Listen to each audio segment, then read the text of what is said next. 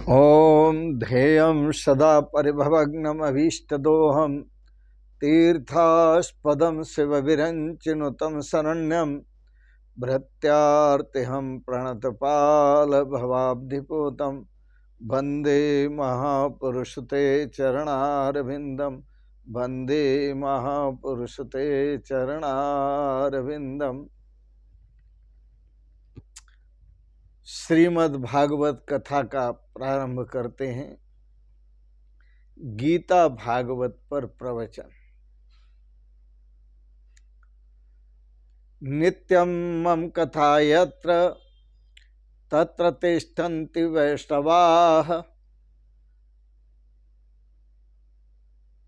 कलिबाह्यः नरास्ते वै ये अर्चन्ते सदा मम।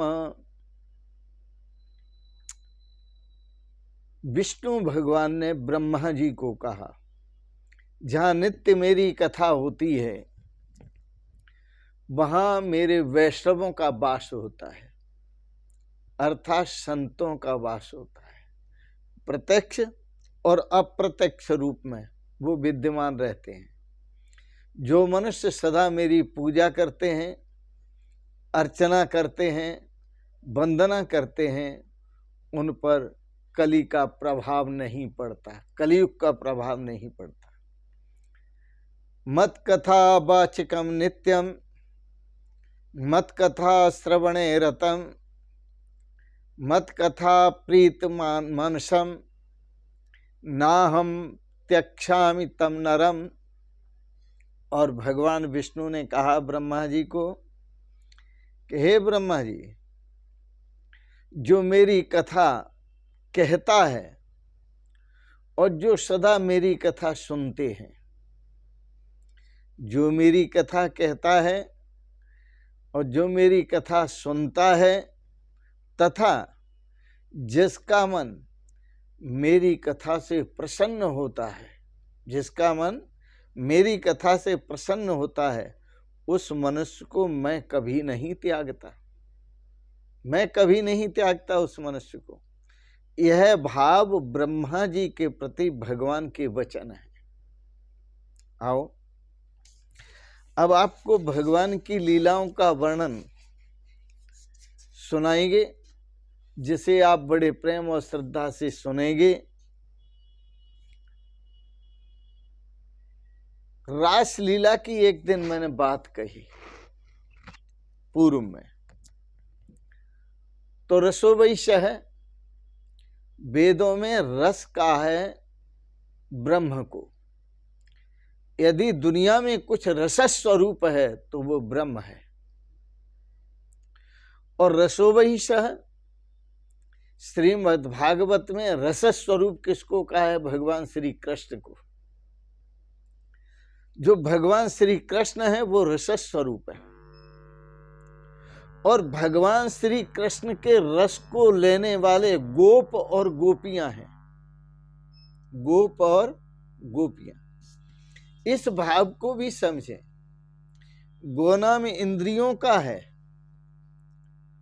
और गोप जो इंद्रियां हैं, दूसरी इंद्रियां जैसे मन है, चित्त है, वो गोप है।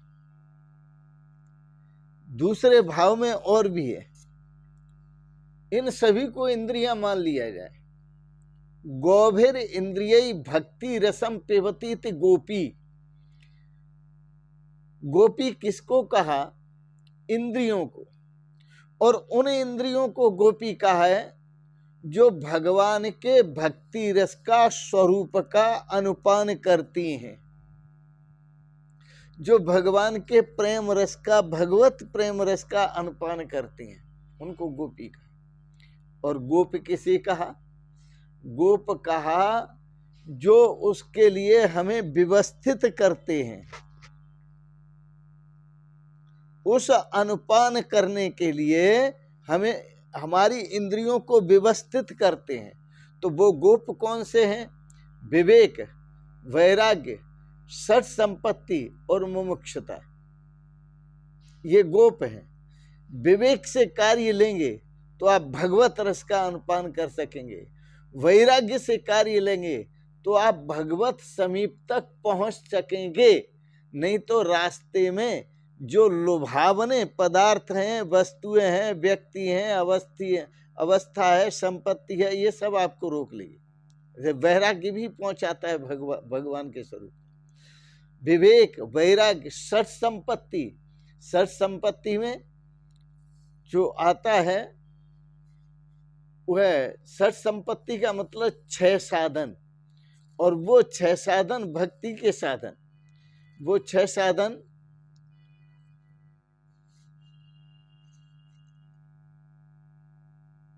जैसे उपरति, तितिक्षा, श्रद्धा, समाधान, इस प्रकार के 6 साधन वो भी बहुत जरूरी है। तो इन शब्दों के साथ ही इन साधनों को अपनाना, इसलिए भगवान याद दिला रहे हैं। क्या याद दिला रहे हैं? मत कथा वाचकम नित्यम, मत कथा श्रवणे मतम रतम। जो मेरी कथा में निरंतर कथा बांचने में निरंतर लगे रहते हैं और मेरी कथा को श्रवण करने में निरंतर लगे रहते हैं। मत कथा प्रीत मनसम, और मेरी कथा में ही पूर्ण प्रीति मन से प्रीति लगाते हैं। ना हम त्यक्षामि तम नरम, भगवान का वचन है, मैं उस नर को कभी त्यागता नहीं, छोड़ता नहीं। मैं आपको सावधान करूंगा। रास लीला पूर्व प्रसंग में मैंने कहा था, तो रास लीला, रास शब्द अलग किया था, लीला शब्द अलग किया था। तो रास का मतलब होता है रसानाम समूह रासः, जो रसों का समूह हो, संघात स्वरूप हो, जो रसों का स्वरूप है, भंडार है, खजाना है, वो कौन है? रसो वैसे भगवान श्री कृष्ण है। वो कौन है? परब्रह्म परमात्मा है।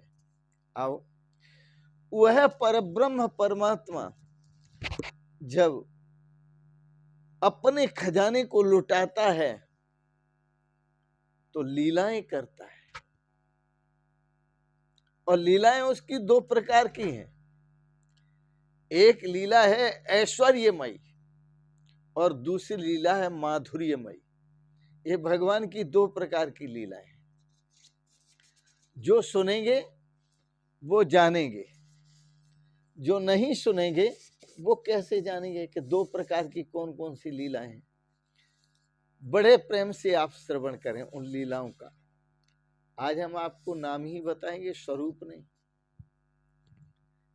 ऐश्वर्यमयी लीला है, ऐश्वर्यमयी लीला है सकट भंजन। भगवान श्री कृष्ण ने सक्टासुर का वध किया। कैसे किया ये कथानक आगे बताएंगे। दूसरी लीला है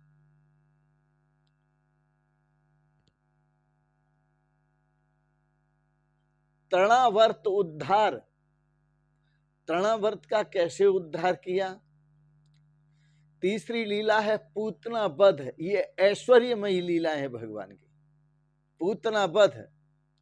चौथी लीला है इमला अर्जुन उद्धार। कैसे किया भगवान ने। आगे लीला आती है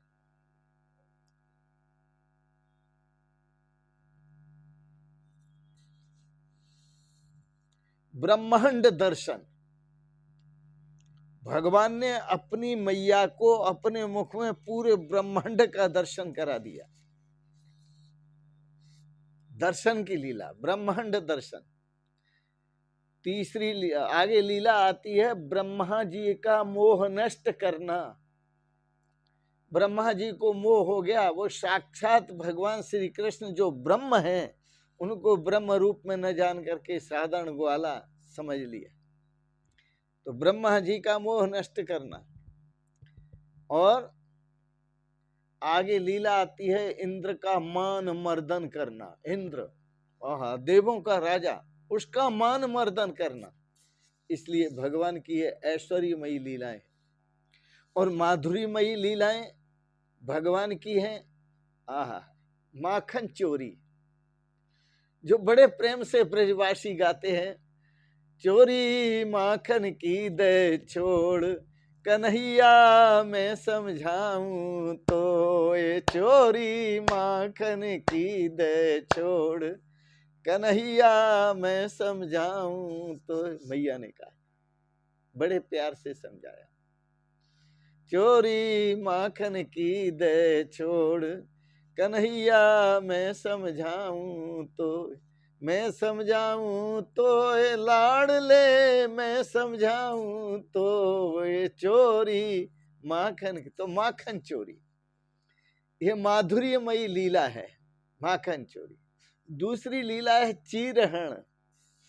अरे गोपिकाएं के जब चीरहरण किए तो गोपिकाएं कह रही थी, अरे कोई ले गए चीर हमारे, जुलम करे डारे। अरे चीर यहाँ पर थे, हमने जमुना जी में स्नान करने धसी थी, प्रवेश किया था और चीर किनारे पे रखे थे, कोई लेकर के चला गया। चीर हरण लीला। फिर गौचारण लीला, और गौचारण के बाद गौदोहन लीला, पनघट लीला, मैं तेरी गागर उचकाऊं। भगवान श्री कृष्ण कहते हैं, पनघट पे आऊंगा, मैं तेरी गागर उचका दूंगा, तू मुझे माखन खिला दे। हैं? पनघट लीला। दान लीला, दे दे दान दही को, मार्ग रोक के गिरधारी। भगवान श्री कृष्ण ने मार्ग रोक के कहा, मुझे दान देते जाओ, यह दही का दान।